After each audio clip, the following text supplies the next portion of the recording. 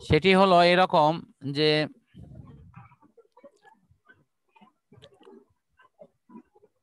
এটা একটা বস্তু, তারপর এটা একটা বস্তু। এই দুই বস্তু পরস্পরকে ডি দূরত্ব থেকে আকর্ষণ করছে। তাহলে মহাকর্ষ সূত্র অনুসারে আমরা পড়েছি F ইজিক্যাল টু জি ইন্টু m1 m2 ভাগ ডি স্কয়ার, এই তো m2 ভাগ হলো ডি স্কয়ার। যখন m1 is equal to 1, m2 is equal to 1, d is equal to 1, তখন আমরা লিখব হলো f ইজিক্যাল টু জি। এখান থেকে তুমি সংজ্ঞাটা দিতে পারো। সংজ্ঞাটা তাহলে কি রকম হবে? এই সংজ্ঞাটা হবে হলো 1 কেজি ভরের দুটা বস্তু,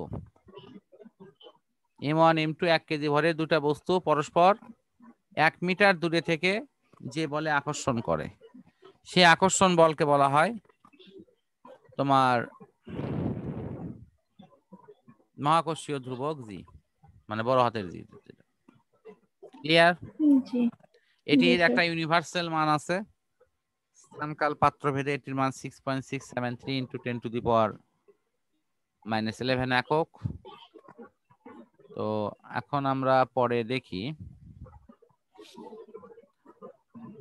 এখানে অভিকর্ষজ ত্বরণ, এটার খুব সহজ উত্তর হলো মুক্তভাবে পড়ন্ত বস্তু প্রতি সেকেন্ডে যে পরিমাণ বেগ বৃদ্ধি পায় সেটিকে বলা হয় অভিকর্ষজ ত্বরণ। অথবা আরেকটি সংজ্ঞা আছে, অভিকর্ষ বলের প্রভাবে মুক্তভাবে পড়ন্ত বস্তুর যে পরিমাণ বেগ বৃদ্ধি পায়।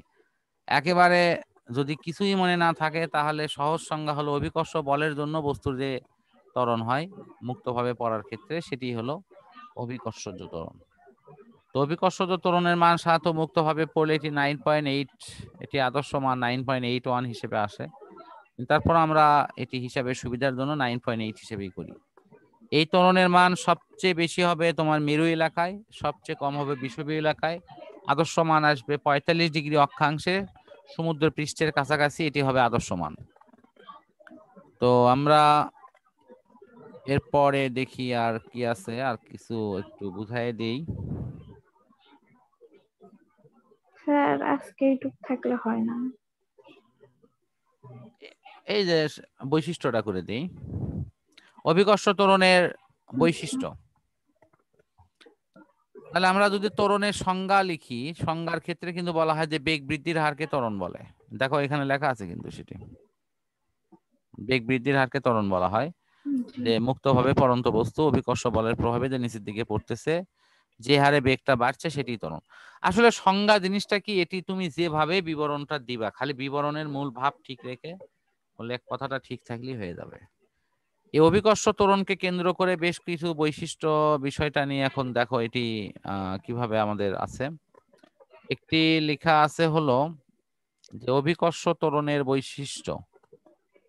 1 নম্বর বৈশিষ্ট্যের মধ্যে আমাদের পড়তেছে হলো যে জি এর মান বস্তুর প্রকৃতির উপর নির্ভর করে না, এটি অর্থাৎ আকার আয়তন দৈর্ঘ্য প্রস্থ ভর যেরকমই হোক না কেন মুক্তভাবে যে বস্তুগুলো পড়ছে সকল বস্তুর অভিকর্ষ ত্বরণ কিন্তু একই হবে। এই কথাটা খুবই গুরুত্বপূর্ণ, কিন্তু মনে রাখো এটা ম্যাক্সিমাম স্টুডেন্টই ভুল করে। যদি বলা হয় যে ভারী বস্তু আর হালকা বস্তু উভয়ই একই সময়ে বিনা বাধায় পড়তেছে, কোন বস্তুর অভিকর্ষ ত্বরণ বেশি হবে, ম্যাক্সিমাম স্টুডেন্টই অ্যান্সার দেয় যে ভারী বস্তুর অভিকর্ষ ত্বরণ বেশি হবে। কখনোই না, অভিকর্ষ ত্বরণের মান ভারী এবং হালকা উভয়ের জন্য একই হবে, শর্ত হলো যদি এটি মুক্তভাবে পড়ে। মনে থাকবে কথা। এবং এটা কিন্তু নৈবেত্তিকেও আসে, তোমার ওই যে ইয়ে প্রশ্ন হিসেবে জ্ঞান, তোমার হলো ওই যে বহুপদী সমাপ্তি সূচকের মতো, মানে বোকা বানায় ফেলে আর কি এই প্রশ্নটা। তারপরে জির মান স্থান ভেদে পরিবর্তন হয়। আমি যে প্রথমে যে বৈশিষ্ট্যের কথা বললাম এটি কি বুঝতে পারছো? জির মান জি বড় স্যার। বস্তুরও তা হবে, ছোট বস্তুরও তাই হবে। আচ্ছা, এটি যদি মনে না থাকে, স্যার এটা হচ্ছে ওই যে আমাদের গ্যালিলিও, এটা তো কমলা লেবুর মতো। তো বুঝিনি। যখন হচ্ছে ওই মানে পৃথিবী কমলা লেবুর মতো একটু চ্যাপ্টা আকৃতি না, যখন হ্যাঁ, চ্যাপ্টার দিকে আসবে তখন ওটা হ্যাঁ মানে স্থান ভেদে জি এর পরিবর্তিত, জি এর মান কিছুটা না, পরিবর্তিত হয়, এটা হচ্ছে স্থান ভেদে তো জি। হবে, এটা তো লেখা আছে 2 নম্বর তো বলছি, কিন্তু আমি বলছি বস্তু ভেদে। একই ও স্থানে বস্তু বড় হোক, ছোট হোক, মেজো হোক, সেজো হোক, সকল বস্তুর অভিকর্ষ ত্বরণের মান এক। এটি বলা আছে, তোমাকে একটু মনে করে দিই, গ্যালিলিওর প্রথম সূত্র মনে করে দেখো, যে মুক্তভাবে পরন্ত বস্তু সকল বস্তু সমান সময়ে সমান পথ অতিক্রম করে। মনে আছে কি এ কথা? জি ওই সূত্রের মূল সারমর্ম হলো ভারী আর হালকা বস্তু উভয়েরই অভিকর্ষ ত্বরণ একই। জি আচ্ছা, এই প্রথম লাইনটাই হলো মূল তাৎপর্য, বুঝছো? তারপরের গুলো যেগুলো দেওয়া আছে এগুলো তুমি জানো। দেখো, জি এর মান, মাত্রা, এগুলো অভিকর্ষ ত্বরণের মানে নর্মাল ত্বরণের মাত্রা আর জি এর মাত্রা একই হবে না, একক একই হবে। আর অভিকর্ষীয় ত্বরণ কিন্তু অভিকর্ষীয় প্রাবল্যের সমান। প্রাবল্য হলো যে বল অনুভব করে, তা অভিকর্ষীয় ত্বরণ তো ওই বলের ফলেই হয়। সুতরাং এটি দুটো একই জিনিসই হবে। লাস্ট ইকুয়েশন, এই যে বল ইজিক্যাল টু ভর গুণন ত্বরণ, এটা কি তুমি জানো না? জি স্যার। কোথায় লেখা আছে? এফ সমান এম এ, নিউটনের দ্বিতীয় সূত্র, মনে আছে কি? সেখান থেকে অভিকর্ষ জি বল সমান এই যে ভর গুণন অভিকর্ষ ত্বরণ, অর্থাৎ W is equal to M G. এই পর্যন্তই তোমার পড়া। নেক্সট দিনে তোমার এই ডাব্লিউ ইজিক্যাল টু এম জির পর থেকে যা আছে সেটি আমি ইনশাল্লাহ বুঝাই দেবো তোমাকে। মনে হয় গতদিন আমি একটা জিনিস খুঁজতেছিলাম, মনে পড়ে কি? জি ইজিক্যাল টু জি এম ভাগ আর স্কোয়ার। জি জি জি এই সমীকরণটাই আমি বারবার খুঁজতেছিলাম, তা তখন চোখ পড়েনি।